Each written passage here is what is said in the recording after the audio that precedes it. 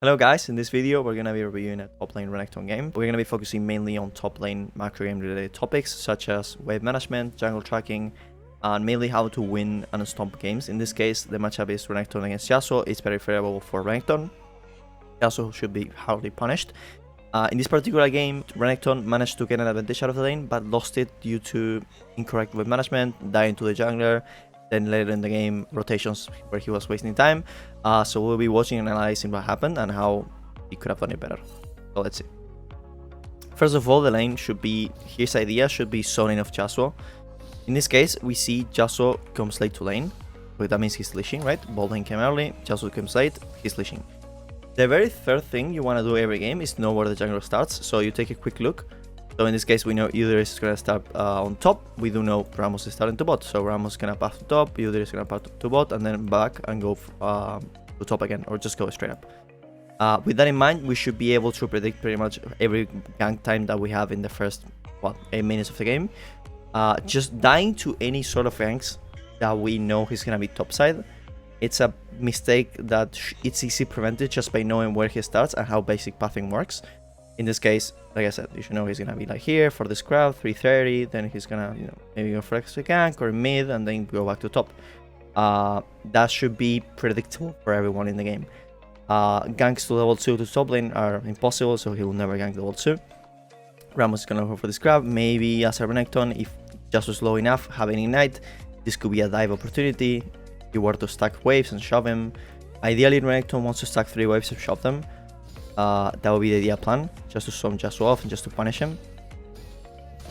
So far he's zoning him, he's getting the pressure, he goes to the trade, this is really good. Unluckily, the waves end up pushing too early and he pushed the second. We do know you do this bot, so there's no danger on standing like here. The thing is, the way to get advantage to any lane that you have a strong favorable matchup, like in this case Renekton is very favorable against Yasuo. The way should be slow pushing waves, creating big waves, showing them either to roam, to back, or to anything, or just to harass. And letting the waves bounce into you and freezing. That will be the main way to actually get some sort of advantage out of these lanes. In this case, the wave, ideally, you want to shove the third one, so it does like you shove a big wave. You can even go for a cheater recall or not. And then wave will bounce and you will let it push into you, and that will translate into a freeze, which for Yasuo level 3 that's detrimental because he cannot do anything. Like anytime, like let's say the wave is here, Renekton will just dash to him and just kill him or get like an amazing trade. We do know there is bot right now, it's like going bot, so there's no danger. Even here he's just crashing the trades. Henry's really good with Renekton, perfect trade right there. So let's quickly look at this, since I want to focus mainly on mid game. Yeah, so now that he's slow pushing the wave and creating a big wave, he will have opportunities to punish Yasuo and maybe even kill him, diving him. That's the thing, by slow pushing the waves and shoving big waves, you create bigger threats. So that's the thing he's gonna capitalize on, by creating bigger waves and actually punish him. Like here, so that trade, and now he could, after showing this wave, even base or stay to punish him, since he has only 1k, so you're gonna stay. And since he's full HP and just is this low, the thing is Renekton has the strong burst combo plus having PTA, so anytime this guy gets close, he's just gonna get bursted. That's pretty much it. Yeah, so he does get a kill. Good. Now he should base because the wave bounced and they were equal. It was gonna slow push to his side. Okay, so after killing Yasuo, he's coming back from base with a pretty decent lead. The wave is pushing into him. He should be looking forward to the freeze.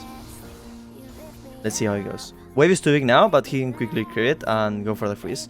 Since he's already ahead and it's Renekton, it shouldn't be that hard to freeze it. Okay. Since Yasuo is rotating, or like not rotating but maybe going for vision, like yeah, he just placed a ward there. Renekton should be guiding the wave to the bush and freezing it. This way it's a bit harder. To the bush, since he does have the space, it will be easier. And once the wave is frozen, the amount of lead that he has is crazy, because Yasuo can't really get close without getting in a big boss in a trade. So freezing here would be really strong. This is not a freeze, this is only a few minions. It could be like 4 mages around here, that would have been correct. Or even 5, just tanked into the bush, that would have been great.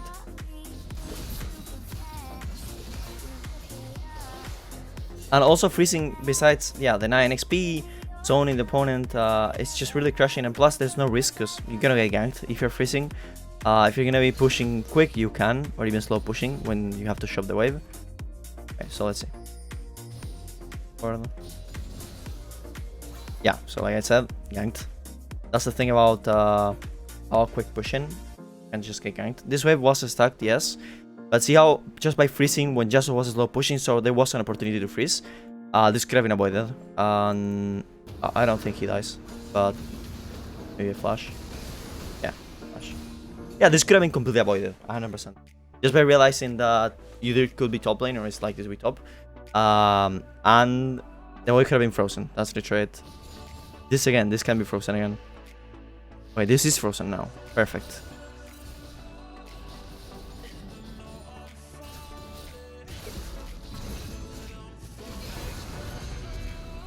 Okay. That's almost a kill. Or a kill. Almost. Really close. That's pretty good.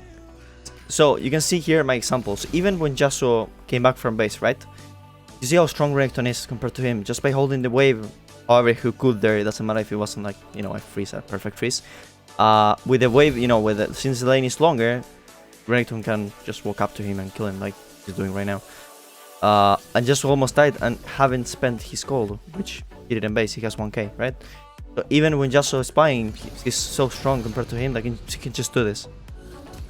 And almost get a kill, and now push the wave and get a plate. Yeah, just get a plate and base. Okay, this is perfect. This is perfect. Okay, so he can mask from base, having both the items. Let's see how this goes. Okay, he manages to score a kill. Yasuo again. It's pretty good. Okay, so after killing Yasuo in that point, he decides to come back to the lane. And instead of going back to the lane, he goes through a rotation. Which here we're gonna see two examples of a good and a bad rotation. A rotation shouldn't be made when it's something that is uncertain. So in this case, we do see they're already killing someone and it's really low. And the likelihood that we are actually required that is super low. Plus, Yasuo just pushed the wave. Yasuo just pushed a wave and a half.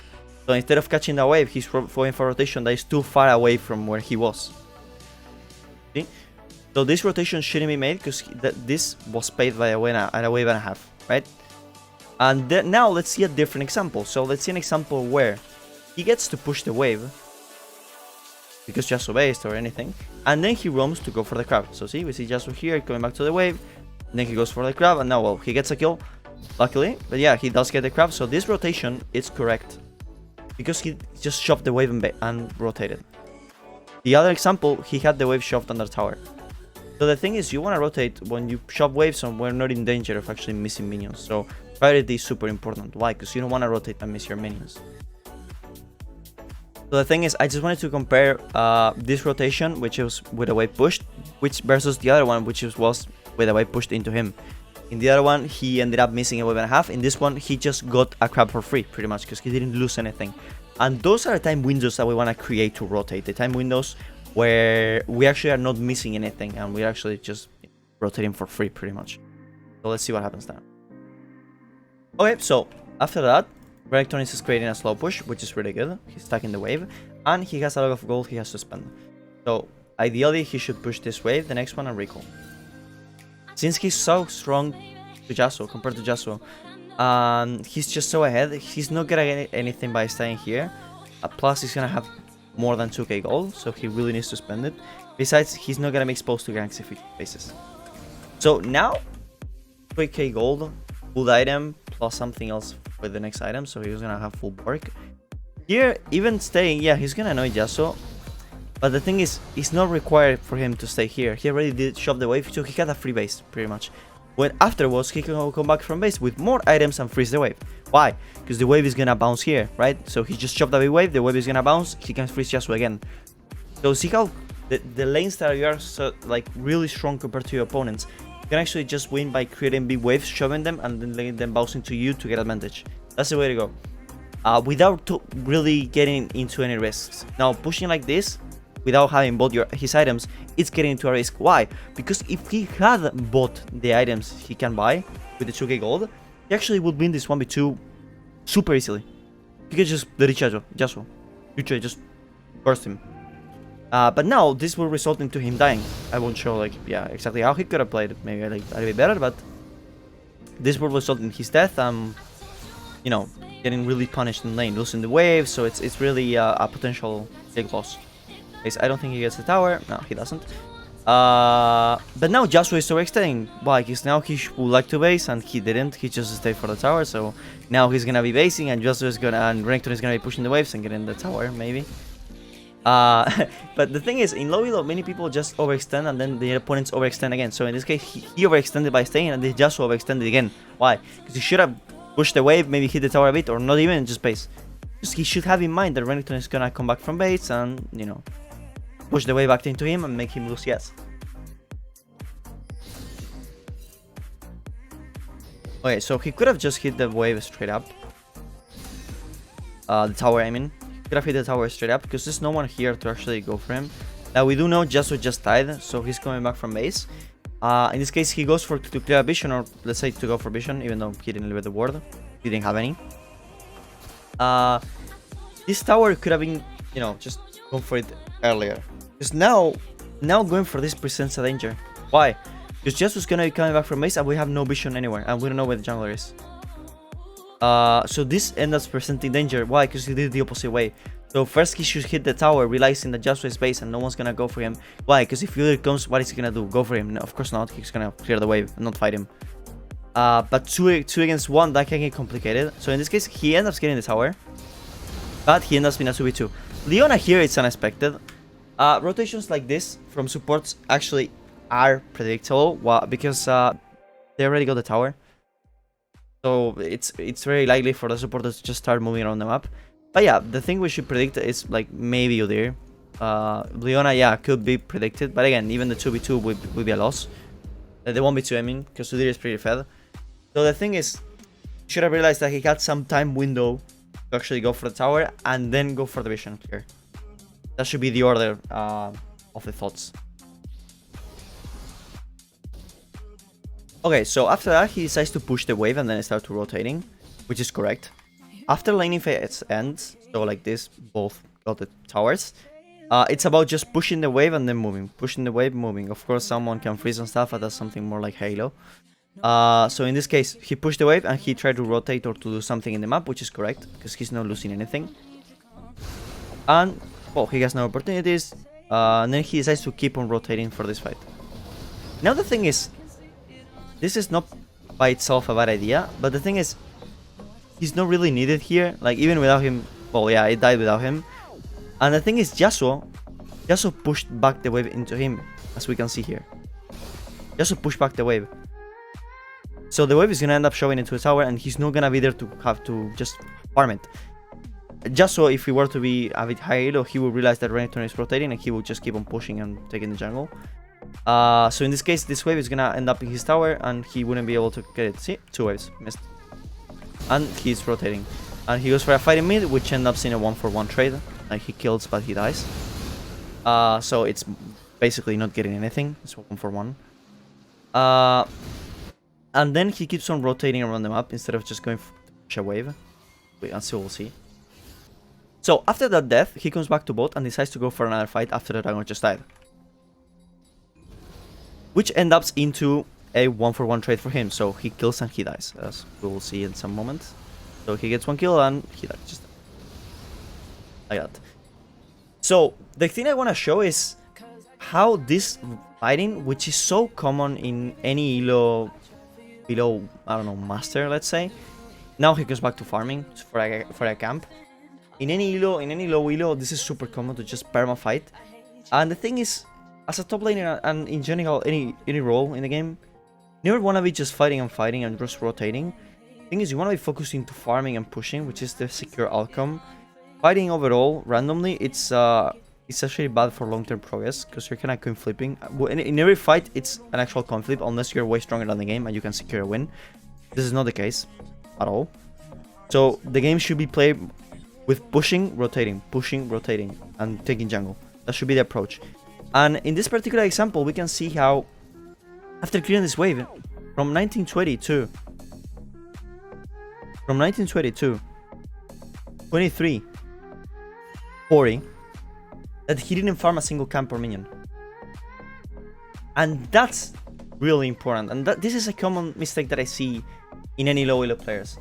That people just fight and forget about farming. And yeah, we might say, oh, this wave cannot be farmed. But yeah, there are many things to be farmed in the game. Not only just top lane wave, right? So the approach should be towards rotating to farm, and then for fights, where fights should be taken, which one shouldn't. In this case, the dragon fight.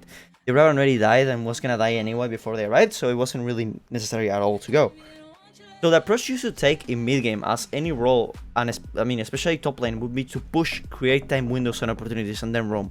In this case, pushing top for him, pushing the wave, rotating when the enemy pushes, coming back, that's the way to go. And when you push, you're creating more space to farm. Maybe even you push further and go for the full clear and then mid, or something like that. Or in this case, he could have pushed that wave, cleared one camp, maybe look for something on mid, or look for something in mid, go back to the camp, and then go back to top when just to push the wave. And that's the approach should be taken. And this is exactly what I mentioned during the laning part. It's about rotating when you're not missing or losing anything. So pushing the wave, moving, right? So not being pushed and then moving. Why? Because you're committing to an uncertain goal and giving up CS, which in this case here was 2 waves, in the lane was a wave and a half. So you see how important it is to just pressure and then roam. Plus, you are creating a loss scenario for the enemy. Why? By pushing a wave, stacking a wave and shoving it, you are making them decide, and that's really strong in the game. So, for example, if you were to shove a wave and into Jesus Tower, let's say in laning phase, you were to shove a wave into Jesus Tower, and then you just roam to immediate jungler, so you just come like really deep and try to catch you there at any moment. You're making Yasuo decide. Either he goes and gets the wave, or help his jungler, which might end up losing a blue, or something, or having to flash, or anything, right? So the thing is, by pushing and stacking waves, we're actually creating time windows, opportunities for us, that they have to pick whether they follow us or not. That's really powerful in the game. In this analysis, I'm not talking about the builds, the rooms and stuff, because he told me he was trying to build. And we both know this is not the common build for Renekton, so that's why I'm not even bringing that up. It's about mechanics. I'm not really talking. Henry Renekton has been playing Renekton for a while, so that's what I want to talk about. I just wanted to show in this video which macro game concepts were really powerful and important to play top lane. So let's keep watching. This game ended in a win, luckily for Renekton, but it could have been, without any doubt, a loss. Why? Because when you are winning, when you are ahead, when you have the advantage, the game is in your hands. When you start by losing that advantage, you start to lose agency over the game. So in this case, this game was won due to Jhin. For Renekton to have carried this game, he should have gotten an advantage on lane, not lose it to the jungler and to any sort of ganks. So it's really predictable when you're getting ganked if you just track the jungler. Plus, if you manage the wave correctly, you shouldn't be getting ganked. So, as a summary for this game, very important concepts for top laners are to just understand wave management. So, when the waves should be frozen, when they should be slow pushed, when you should base. If you have a lot of gold, you have to base, you have to spend. Why? Because if you have 2k golds in your hands and you haven't spent it, it's the same as not having it. Because if you don't buy items, gold is a number, right? So you have to buy your items. Something really important is about rotating. You should understand when you can rotate and when you can't. Time windows. Slow pushing waves is creating time windows. So those are the times you can just roam, you can just move around the map and go. When you're getting pushed in, you're likely to just be missing CS for nothing. That's the thing.